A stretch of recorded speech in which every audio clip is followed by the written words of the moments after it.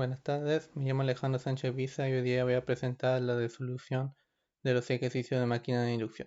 Para empezar, en el primer ejercicio se nos presenta un motor de rotor bobinado de 4 polos, 50 Hz de frecuencia, 220 volt y 8 HP de potencia nominal.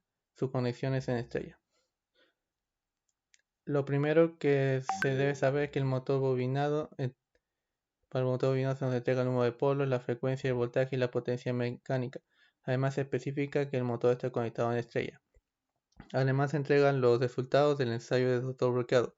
Como no especifica la conexión, se asume que se realizó en conexión estrella también. Para la primera pregunta se pide la frecuencia del convertidor para que el motor gire a 864 RPM con un deslizamiento del 4%. Para ello, se sabe que los polos es una cualidad que el motor no cambia. Se puede utilizar la siguiente fórmula para obtener la velocidad síncrona, de la cual podemos despejar la frecuencia. Pero como no tenemos la velocidad síncrona, tendremos que obtenerla mediante el deslizamiento y la velocidad que nos otorga. Por lo cual despejamos la velocidad síncrona y finalmente la introducimos en nuestra fórmula para la frecuencia, obteniendo una frecuencia de 30 Hz. Primero, ahora para resolver el problema, la pregunta B, que es encontrar el torque desarrollado por el motor con las especificaciones entregadas. Se debe tener en cuenta que el ensayo de rotor, que como la conexión es estrella, los datos del ensayo de rotor bloqueado hay que manipularlos para ponernos en valores de fase, por lo que se usan las siguientes funciones.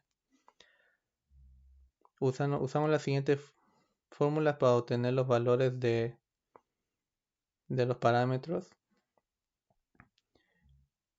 y después obtenemos esto. Como no nos entrega más información sobre la gama Young, la consideraremos que no es significativa. Y además consideraremos que las resistencias son iguales. La resistencia de 1 es igual a la de 2 y ambas son iguales a la resistencia equivalente partido en 2. Para obtener el torque se puede usar la siguiente fórmula. Y para obtener la corriente vamos a utilizar, primero debemos obtener, con los parámetros que obtenemos, tenemos que obtener el valor absoluto de la impedancia total. Y todo esto batir el voltaje por todo este resultado. Y así obtenemos la corriente del rotor referida al lado del estator. Y además, otro problema que tenemos es que no tenemos el voltaje inyectado al motor. Por lo tanto, debemos saber que como el flujo debe mantenerse constante dentro de lo que es la variación de velocidad con un convertidor de frecuencia, se sabe que el voltaje y la fracción entre el voltaje y la frecuencia va a ser la misma. Por lo tanto, calculamos esa fracción utilizando los voltajes nominales y con eso podemos obtener el voltaje de entrada del motor. Por lo que se obtiene la siguiente fórmula. Se debe tener en cuenta que el voltaje que se va a obtener acá debe ser en fase, por lo que hay que tener especialmente cuidado acá. Ahora, calculando los valores, obtenemos los siguientes resultados.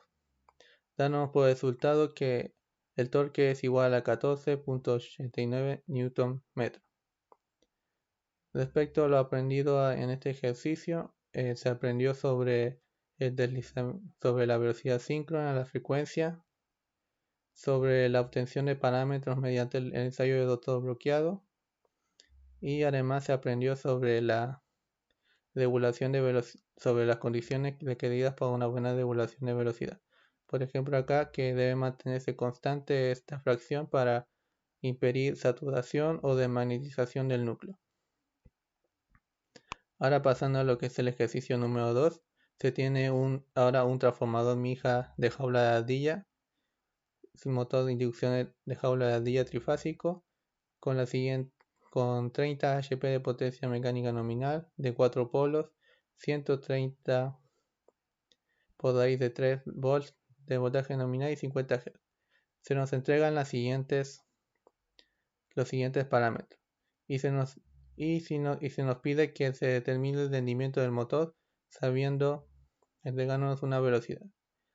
El ejercicio nos entrega muchos valores de muchos parámetros, pero los parámetros que realmente son de interés son los siguientes: los que definen a la resistencia efectiva del enrollado del estator, la reactancia de dispersión del estator, la resistencia para modelar las pérdidas en el núcleo, la reactancia de magnetización y la reactancia de dispersión del rotor referida al estator, y también la resistencia efectiva referida al estator. Posteriormente se puede obtener el siguiente circuito equivalente.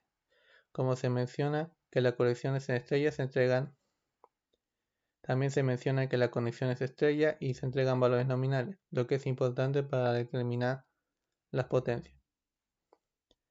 Para obtener el rendimiento se debe realizar un balance de potencia, por lo que aquí utilizaremos la siguiente fórmula: para la potencia perdida en el cobre del estator, la potencia perdida en el hierro, la potencia perdida en el cobre del rotor y la potencia mecánica de salida.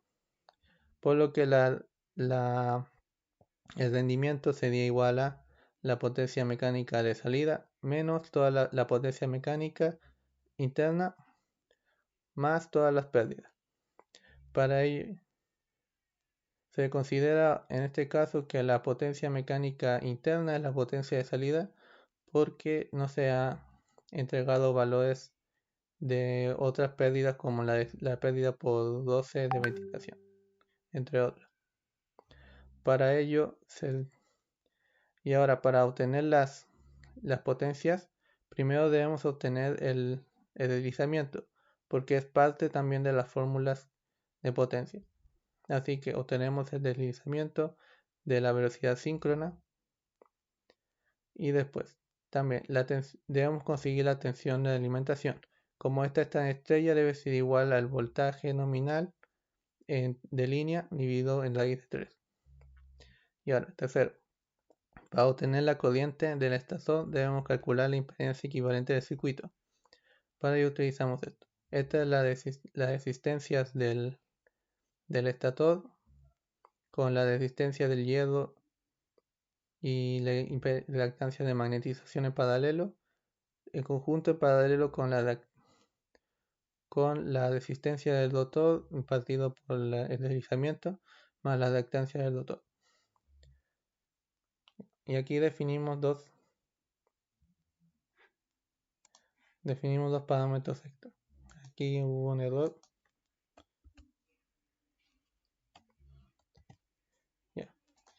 Para hacer más sencillos los cálculos.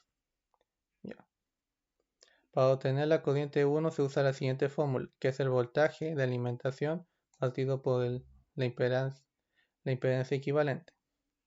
Como cuarto, para obtener la corriente del rotor referida al estator se debe hacer la siguiente fórmula. Se debe hacer una división de corriente entre la corriente que ingresa al sistema por el estator por la resistencia equivalente generada por la resistencia en el hierro y la reactancia de magnetización, todo dividido por la suma de las impedancias en paralelo. Quinto, para obtener las pérdidas en el núcleo se debe primero calcular la corriente inrush, similar al caso de la corriente del rotor. Se obtiene mediante un divisor de corriente. Y por último, se hace un divisor de corriente pequeño en lo que es la rama shunt para obtener la corriente de pérdidas en el fierro. Y con ello obtenemos los siguientes valores: los referidos a las impedancias, el deslizamiento, las corrientes que vamos a usar y por último la potencia. Lo que nos dio por resultado que la eficiencia del motor es de un 83,02% en las condiciones en las que nos dieron. En este ejercicio se pudo repasar el tema de balance de potencia, además de entender la definición de los parámetros que utilizamos en el circuito equivalente y además la definición de rendimiento de un motor. Ahora pasando al que sería el último ejercicio, que es un sistema compuesto por una red de banda infinita, un transformador trifásico y un motor. Se observa también que hay un relé, pero en este caso no es de interés por ahora. También nos dicen que en la rama de alta tensión el transformador está en triángulo y en la rama de baja tensión está en estrella y que el motor está conectado también en estrella. Como nos entregan la potencia nominal y además los voltajes nominales, podemos calcular los valores de base para cada sector, siendo el sector 2 el de baja tensión y el sector 1 de alta tensión. Ahora se debe encontrar las impedancias equivalentes en unidad del transformador y el motor. Primero el motor. Como el motor se encuentra en el momento de partida, se puede despreciar a la mayor. Y además, como nos entregan los parámetros, se puede calcular fácilmente la impedancia equivalente como la suma de los parámetros en serie. Y aquí está. Para obtener su valor se divide la impedancia equivalente por la base en el lado, aquí en el lado de baja tensión. Y segundo, el transformador. Ahí un pequeño 2.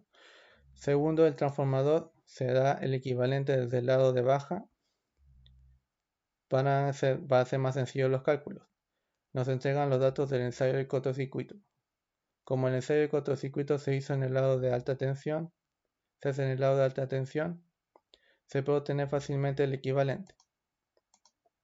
En este caso se considera despreciable las resistencias por esta fracción, que nos dice que las resistencias tienden a cero, por lo que nuestra impedancia equivalente será completamente reactiva. Y ahora calculamos lo mismo, el equivalente del transformador dividido por la base. Y ahora finalmente es simplemente para obtener equivalente por unidad, sumamos las dos, el equivalente del transformador y el equivalente del motor. El voltaje por unidad es 1, referido en el lado de bajada tensión, por lo que se puede obtener la corriente por unidad. Como el voltaje por unidad por la resistencia, la impedancia equivalente por unidad. Para obtener las corrientes por fase, es simplemente multiplicar la corriente por unidad por las corrientes base que calculamos en la primera parte. Reemplazamos y obtenemos los siguientes valores. Primero los equivalentes, después los equivalentes por unidad, el equivalente por unidad de todo el sistema y la corriente por unidad. Por lo que finalmente obtenemos que la corriente en el lado AT es de 21,41 A y que en el lado BT es de 743,68 A. Todo por fase. Ahora, respecto a lo que se aprendió en este ejercicio, se aprendió sobre los sistemas por unidad, se aprendió a conseguir el equivalente por unidad de un transformador utilizando los datos de ensayos y sus valores nominales. Además que también se hizo lo mismo en este caso con un motor trifásico. Aquí se observa cómo se aplicó el conocimiento de valores por unidad y sobre el cálculo de sus equivalentes por unidad. Y eso sería todo por ahora. Me despido. Muchas gracias por su atención.